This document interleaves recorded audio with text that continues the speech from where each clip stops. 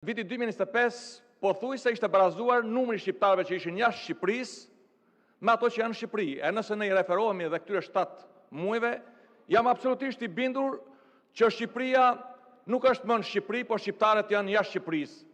Dhe kjo vjen vetëm për 2 arsye. Për shkak të reformës zgjedhore, ku nuk vendos vota I lirë, por vendos vota I korrupsionit, dhe pse ka filluar më shumë se sa 7 apo 8 muaj, asgjë nuk është bërë në këtë drejtim, dhe reforma territoriale.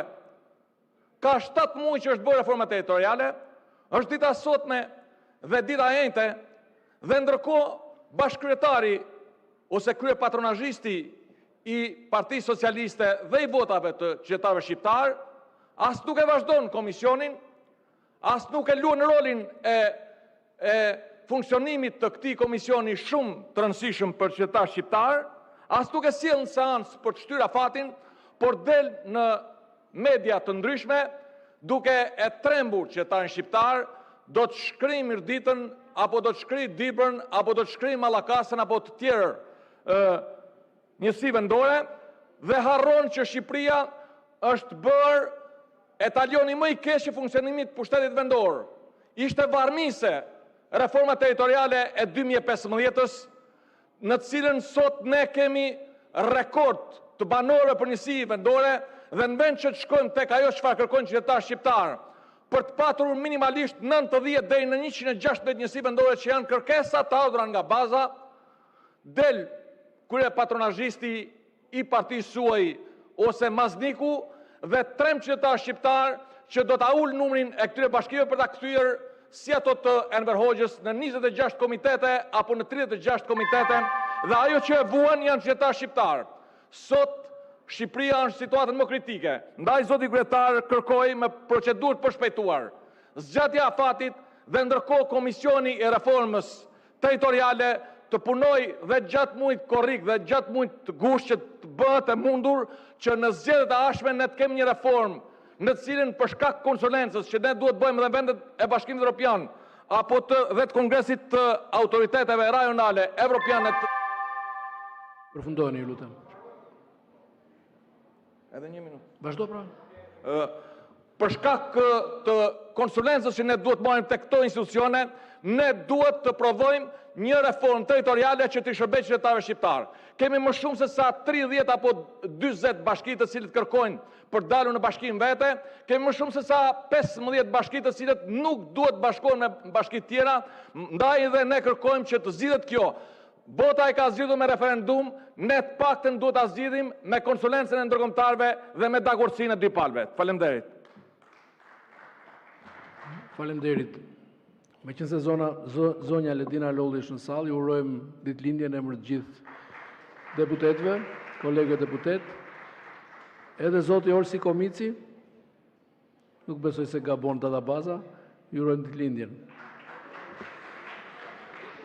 Atëherë vjojmë me zotin Bujar Leskaj. Më pas zoti Berisha. Zoti kryetar, protesta për procedurë, për rendin e ditës. Zoti kryetar, protesta qytetare ka hyrë në ditën e 51. Është një protestë masive qytetare paqësore, është një protestë me kërkesa të forta, kërkesa të drejta, kërkesa që në rast të parë meritojnë vëmendjen e institucioneve të Shqipërisë, meritojnë vëmendjen e qeverisë dhe më kryesore meritojnë vëmendjen tonë. Vëmendjen tonë si kuvend, vëmendje institucionale. Unë nuk e kuptoj si ka mundësi që 51 ditë ju si kryetari kuvendit nuk po ushtroni ndikimin tuaj tek grupi mazhorancës, tek drejtuesit e tjerë të mazhorancës që të futen, të vendosen në rendin e ditës kërkesat e drejta të protestës qytetare. Kërkesat të cilat janë përcjell nga grupi parlamentar I Partisë Demokratike edhe në mënyrë zyrtare. Zoti kryetar, është shumë urgjente, rendi ditës duhet ketë vetëm një kryefjalë këtë periudhë, përderisa të zgjidhen këto kërkesa. Abrogimi I 4 ligjeve, paketës së maleve, ndryshimin në ligjin për trashëgimin kulturore, për zonat e mbrojtura, për investimet strategjike, duhet I vazhdojmë diskutimet pastaj të hapura për kodin e ri zgjedhor. Sipas kërkesave qytetare, duhet të vazhdojmë diskutimet dhe për ndarjen territoriale, sipas kërkesave të qytetare. të qytetarëve. Zoti kryetar, populli është në shesh, është në protest dhe në rast se ne si deputet quhemi në bazë të kushtetutës që jemi përfaqësues të popullit, këto kërkesa kemi detyrime të diskutojmë. Këto kërkesa duhen futur me urgjencë në rendin e ditës dhe të vazhdojmë të diskutojmë pa pushim. Pse jo, edhe për gjatë muajit gusht. Unë sinqerisht se edhe ato detyrimet partijake kanë një kufi. Ore, në fundit, Edi Rama nuk është Enver Hoxha, që ta keni ju kaq frikë. Asë drejtuesit e tjerë, nuk janë Mehmet Shehu e Kadri Azbiu. Zoti kryetar, në bazë të ndërgjegjes tuaj, ju duhet të ushtroni autoritetin të fusni kërkesat e qytetarëve. Po ju kujtoj këtu që ju po shkelni edhe nenin 2 të kushtetutës. Neni 2, pika 2.1 dhe 2.2 thot që sovraniteti në Republikën e Shqipërisë i përket popullit. Dhe populli, neni 2.2, e ushtron sovranitetin drejt për së drejti ose nëpërmjet përfaqësuesve të tij. Në rast se ne, si përfaqësues të popullit, ju si drejtues i kuvendit, nuk jeni të zot të shqyrtoni kërkesat e popullit, atëherë populli është shumë në të drejtën e tij të i ushtrojë drejt për së drejti, të ushtrojë drejt për së drejti ato fuqinë e tij, fuqinë që ja jep kushtetuta, ja jep neni 1, neni 2 dhe gjithë kushtetuta në kompleksin integral të saj. Zoti kryetar, unë kërkoj që ju t'i thërisni ndërgjegjes tuaj, Përfundoni, lutem, po. Edhe 1 minutë. Le ta mendojmë për një moment të 3 funksionet e deputetit. Po, jemi përfaqësues të qytetarëve. E dyta, artimi i ligjeve, funksioni i ligjvënës. E treta, funksioni i mbikëqyrjes së qeverisë. Ja po e marr për një moment fal punës suaj dhe të drejtuesve të grupit. Pikën 2, artimin e ligjeve ju e bëni në mënyrë të përkryer, po e marr që po e bëni shumë mirë. Po i bëni një pyetje ndërgjegjes tuaj. Po përfaqësimin e qytetarëve që shprehen në sheshe me ato kërkesa, si po e realizoni? Po mbikëqyrjen e qeverisë, si po e realizoni? Fusni në rendin e ditës mocionin që ka kërkuar opozita. Mos komprometoni. Faleminderit. Zoti Leckaj, unë nuk mund të fus në rendin e ditës sipas dëshirës apo emocioneve apo thirrjeve politike nga një deputet shumë i nderuar në foltore. Ka një procedurë, të lutem, ta mbaroj fjalën, mund ta kem dhe gabim. Mund ta kem gabim, por unë kështu veproj, me një libër quhet Rregulloria e Kuvendit të Shqipërisë. Sipas rregullores dhe kushtetutës ka një procedurë se si shqyrtohet një projekt ligj, si hartohet, si përcillet, si propozohet, kush e fut në rendin e ditës, si shkon në komisione e tjera. Unë nuk kam asnjë mundësi që për emocionin e një deputeti ta kënaq duke futur me një tagër që nuk e kam një pikë në rendin e ditës. Megjithatë, kjo është shumë gjenerike, sepse e vërteta është që të gjitha projekt ligjet që ju përmendni këtu dhe që janë propozuar nga grupi parlamentar i Partisë Demokratike dhe që lidhen me çështjet që ju përmendët, janë përfshirë në kalendar dhe komisionet janë të lira, nuk i pengon askush, madje Rregulloria jep gjithë hapësirën, ti shqyrtojnë, ti miratojnë dhe ti fusim e njerë në seancë. Kjo vepron në mënyrë automatike, nuk është një çështje që varet nga vullneti i kryetarit të kuvendit. Nëse doni ta thoni për konsum të atyre që nuk e din rregulloren, në të drejtën e vet, kjo është një gjë tjetër. Po sa herë ta thoni, unë aq herë do ta sqaroj, sepse duhet të kuptoj edhe opinioni i gjerë qytetar se asnjë projekt ligj nuk është propozuar apo penguar nga kuvendi. Ndiqni rrugën institucionale dhe patjetër t'i shqyrtojmë në seancë. Seanca vendos me vot, nuk ka asnjë hapësirë tjetër për të vendosur me vullnetin e kryetarit të kuvendit apo të një deputeti. Shumë faleminderit. Zoti Sali Berisha, për procedurë, ju lutem qëndrojeni procedurës. Sepse nuk mund të vi me kërkesë të një deputeti, vjen sipas rregullores. E keni në kalendar sa po të përfundojë në komisione, unë jam i detyruar ta fus në seancë. Nëse s'ka kaluar në komision, në seancë nuk shqyrtohet dot. Të nderuar deputet, të dashur qytetarë dhe qytetare që ndiqni këtë seancë. E vërteta është se pavarësisht se ky parlament në mënyrë absolute nuk përfaqëson vullnetin e qytetarëve shqiptar, Bashkimi Evropian, proces të integrimit në krye të radhës përcaktoi dy detyra më kryesore. Reformën gjithëpërfshirëse zgjedhore, reformën gjithëpërfshirëse territoriale. Të bindur se me Edi Ramën ka vetëm antireform, por në mbështetje të kërkesave të qytetarëve të shumt nga mbar territori i vendit, në mbështetje të përpjekjeve tona për një proces zgjedhor të lirë dhe të ndershëm, ne morëm pjesë në dy grupet e ngritura për këto reforma themelore. Çfarë ndodh? Grup me një kusht të vetëm, por reformën zgjedhore të merret ekspertiza e ODIHR-it, por reformën territoriale të merret ekspertiza e Kongresit të autoriteteve lokale, rajonale të Këshillit të Europës. E vërteta është që përfaqësuesit e opozitës në këtë komisione kanë dhënë një kontribut shumë të çmuar, por mbi të gjitha kanë qenë zëdhënës të interesave të qytetarëve. Qeveria e Konfederatës Helvetike, por dhe përfaqësuesi i Bashkimit Evropian në Tiranë, kanë treguar mbështetje të plot dhe interes të madh për të dy reforma. Papritmas, Edi Rama tërhiqet de facto nga reforma territoriale dhe mbyll procesin duke vazhduar projektin e tij të shpopullimit të plot të mëtejshëm të Shqipërisë. Ka Përfundoni, ju lutem. 25 bashki nga Konispoli në Krum, në të gjithë territorin e vendit.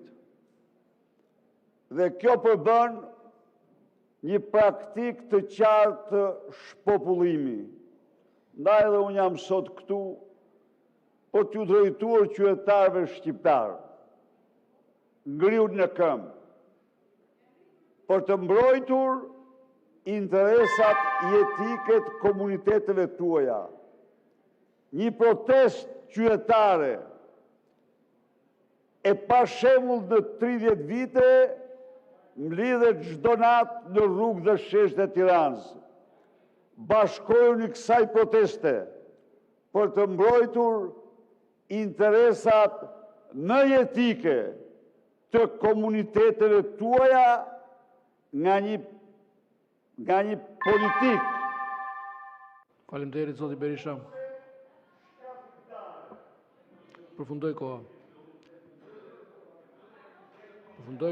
Çfarë mbylli? Mori edhe 1 minutë më tepër, e mbylli. Bëuni pak më pozitiv.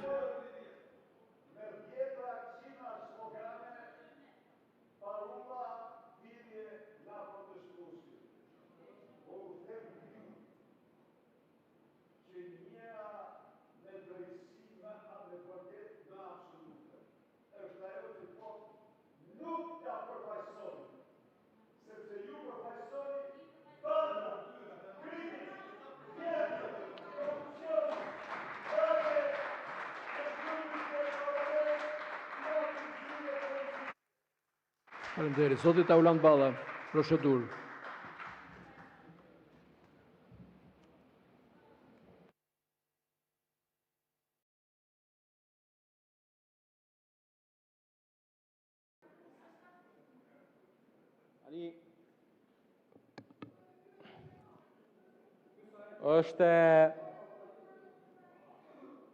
Është e nevojshme të sqarohet opinioni publik mbi një dezinformim tjetër që sapo u krye në këtë sallë lidhur me një reformë të rëndësishme, sikurse është çdo lloj reforme që ka për synim përmirësimin e shërbimeve ndaj qytetarëve. Komisioni i posaçëm i reformës administrative territoriale, duhet ta themi, ka bërë një punë tepër të lavdrueshme. Dua t'i falenderoj të gjithë anëtarët e komisionit, qofshin ata të grupit parlamentar të Partisë Socialiste apo të Partisë Demokratike. Është punuar për muaj dhe jemi në momentin që në konferencën e kryetarëve, sepse ju e keni parlamentin si shkollë nate, vini kur ju teket, ikni kur ju teket, po këtu ka një proces. Në konferencën e kryetarëve kemi pasur një diskutim të qëndësishëm javën e kaluar. Kemi vlerësuar punën e komisionit, punën e bashkëkryetarëve. Nuk pati një kërkesë të dakordsuar nga bashkëkryetarët për zgjatjen e afatit. Nuk erdhi nga komisioni një kërkesë dhe personi që sapo gënjeu këtu, duhet ta di që në komisionin tjetër, atë të reformës zgjedhore, zoti Bylykbashi dhe zoti Gjiknuri sollën kërkesën. Komisionit nuk solli një kërkesë, edhe të njëanshme nga ju. E përpasoj, jemi në kushtet që komisioni e ka mbaruar aktivitetin. Por kjo nuk do të thotë që ne nuk parashikuam një instrument që të vihet në seancë plenare dhe të sillen raportet. Bujrum, sillni ju raportin tuaj, zoti Mazniku dhe deputetët e Partisë Socialiste të sillin raportin e tyre, dhe gjithë e dim që nuk ka në datë 23 nuk do të ketë një votim, sepse nuk mund të ketë një votim, do të ketë e para një raportim, mbi bazën e atij raportit, pastaj ka një proces i cili i përfshin komunitetet, dhe këtu duhet i sqaroj gjithë ato komunitete që kanë lexuar lajmet rreme. U tha këtu Kruma, Bashkia Has pra, jo Kruma. Bashkia Has nuk preket, sepse gjithë e dim është një zonë me një traditë, edhe Mirdita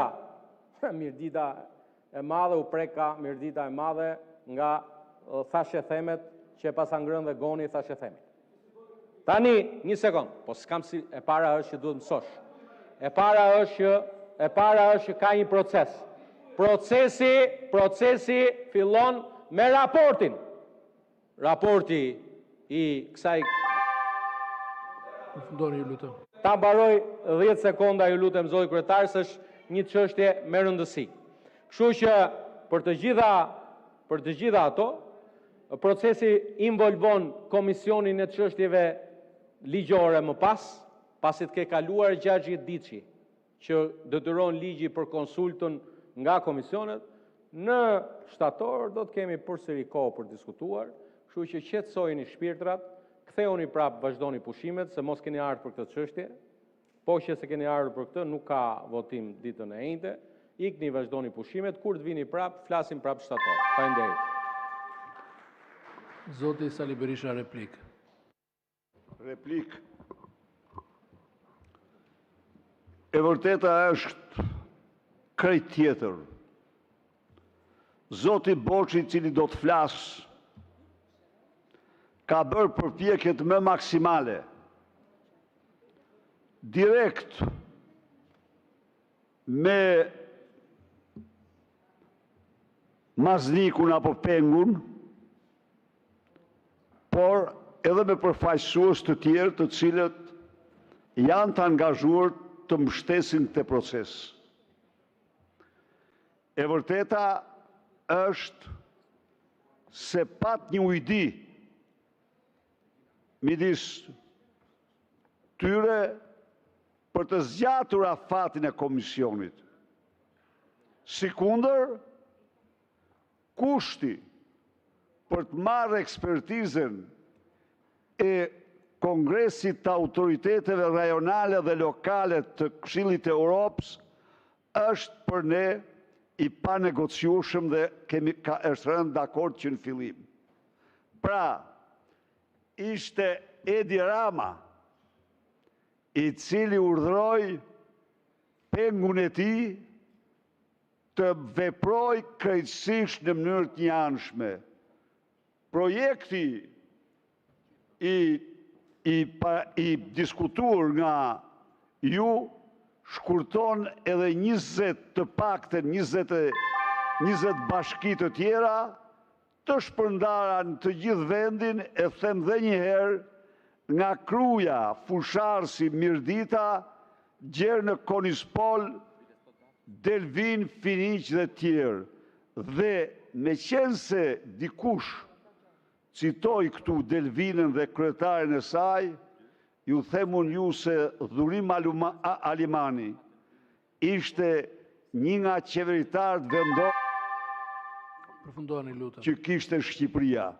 Ndaj dhe ata që përdorin emra duhet të maten mirë kur përmendin emrin e një qeveritari vendor shembullor siç ishte i ndjeri Dhurim Alimani.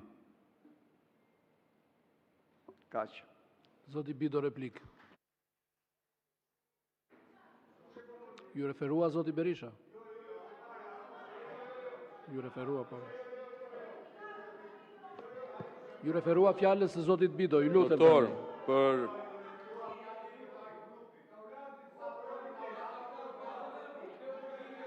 dhe përmendi mua që ju referova Bashkisë së Delvinës.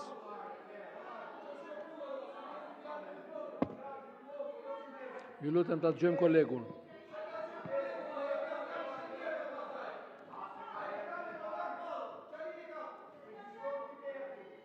Ta dëgjojmë kolegun, ju lutem.